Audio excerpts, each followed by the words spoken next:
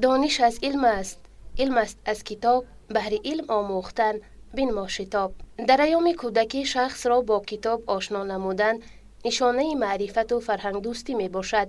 کتاب های نادر باشند کل آدمی را زینه به زینه با آثار گذشته و حاضره می پیوندند و از مطالعه آنها جهانبینی ما وسیع گردیده عالم را با تخیلات رنگین نظاره می نماییم. ای جانی جانی من، جانم فدای تو، ای عشق، ای وطن، جانم فدای تو، ای ریش ریشگی، سوزی همیشگی، ای مهر بی سخن، جانم فدای تو.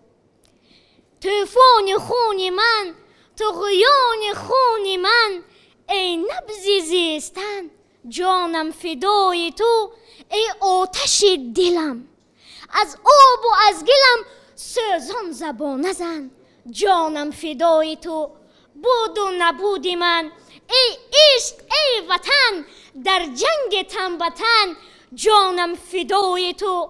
خاکم کنی اگر، پاکم کنی دیگر، بگر و بکفن، جانم فدای تو. رؤیا رحیم و خواننده صنف چهارم گیمنازیای رقم یکم از ناحیه همدانی ولایت ختلان می باشد. این نورس کتاب دوست امسال در آزمون جمهوریوی فروغ صبح دانای کتاب است از روی نومیناسیای خواندن و از یاد کردن ادبیات بچگانه و افسانه های خلق تاجیک شرکت نموده الکی به دور ولایتی راه خط گرفته است. چون ایام تعطیل تابستانه مکتب بچگان است، رویا به پایتخت آمده است تا کتابخانه ملی تاجیکستان را از نزدیک ببیند. در تالار بچگانه و نورسان کتابخانه مذکور با او هم صحبت کردیم.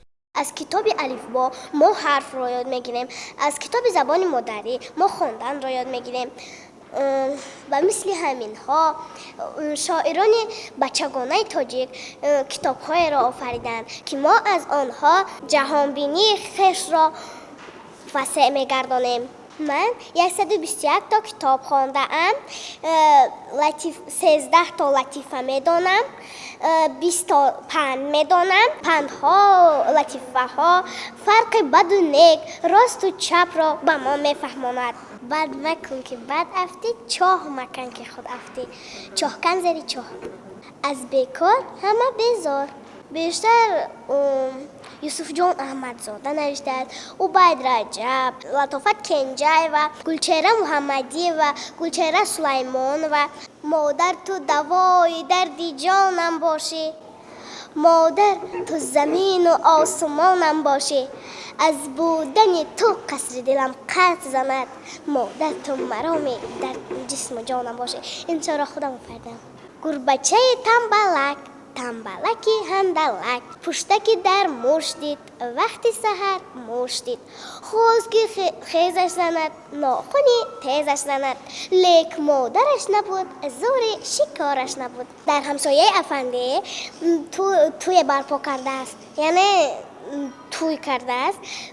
بعد افندی به آنجا می رود، خوراک منتو میخورد و خوراک میخورد. بعد شکمش رو در میگیرد، رو به بالا میکند و میگوید خدا جانا تو چرا به من دو پا دادی، دو چشم دادی، دو دست دادی، اما دو گوش دادی، اما چرا به من دو تا شکم ندادی؟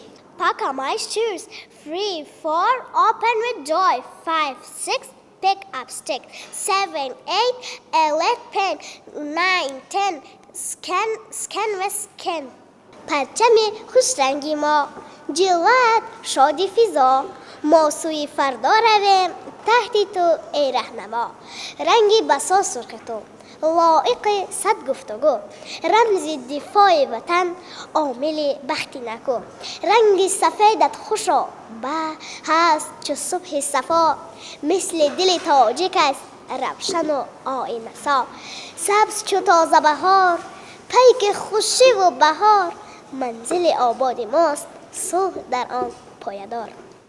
شهبانو صادق و خواننده صنف هفتم مکتب تحصیلات میانه عمومی رقم 8 پایتخت سال دوم است که مهارت ذهنی خود را در این آزمون معرفتی امتحان می‌کند. شهبانو نیز امسال از روی نومیناسیای خواندن و از یاد کردن ادبیات بچگانه و افسانه‌های خلق تاجیک شرکت نموده به دور شهری آزمون راه خط گرفته است. اکنون این نورس بیشتری وقتش را در تالار بچگانه کتابخانه ملی تاجیکستان می‌گذراند تا دانشش را مکمل‌تر گرداند.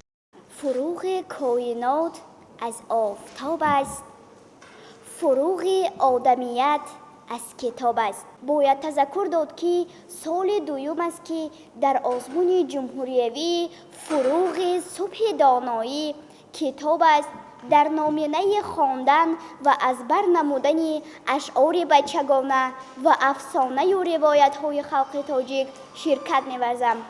زیاده از 600 تا اثر و کتاب‌های بدیعی را مطالعه نمودم که از نظم و از نثر عبارت می‌باشند. همه آن نویسندگان شاعرانی که برای بچه‌ها می‌نویسند هدف آنها در آن است که فرزانه وطنمان تاجیکستان عزیز کتاب دوست و کتابخوان و کتاب دان شوند و آنها به مثل همین نویسنده و شاعران کلاه شده کتاب نویس و شعر نویس شوند.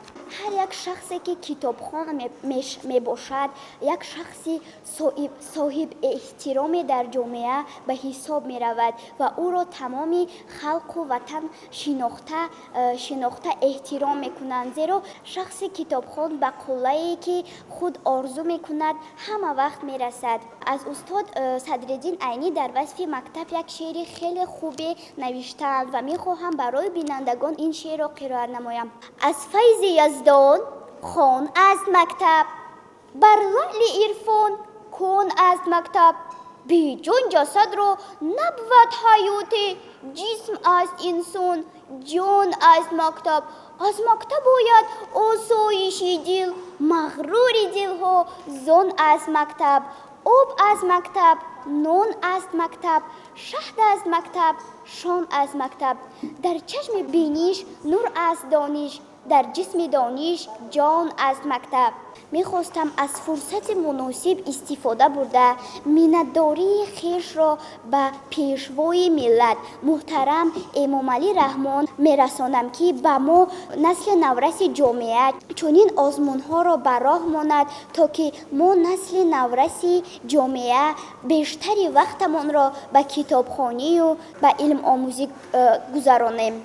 طی سالهای آخر توجه کودکان و نورسان به کتاب و کتابخوانی بیشتر گردیده است، زیرا راه اندازی چنین آزمون‌های معرفتی و فرهنگی تکان در حیات این قشر جامعه گردید. البته پس از تماشای چنین نورسان و کودکان بالیاقت دیگر خوانندگان الهام معنوی میگیرند و شاید تصمیم بگیرند که آنها نیز میتوانند کتابی را مطالعه نمایند و با وقار تاریخ و فرهنگ ملت خویش را از این گنجینه‌های نادر بیاموزند. علم به دل نور و صفا می‌دهد، جوهر آن عقل رسا می‌دهد. محفل علم است چو باغ بهشت، بر تن و بر روح غذا می‌دهد. در واقع همه انسان‌های روی عالم محض از آموختن علم از فرش تا عرش را آموختند و تمام اسرار علم باشد در صفحه‌های کتاب‌ها چون گنج نادر محفوظ است. کتاب فانوسی است که کل آدمی را به قله و مقصود آدمیت راهنمایی می‌کند.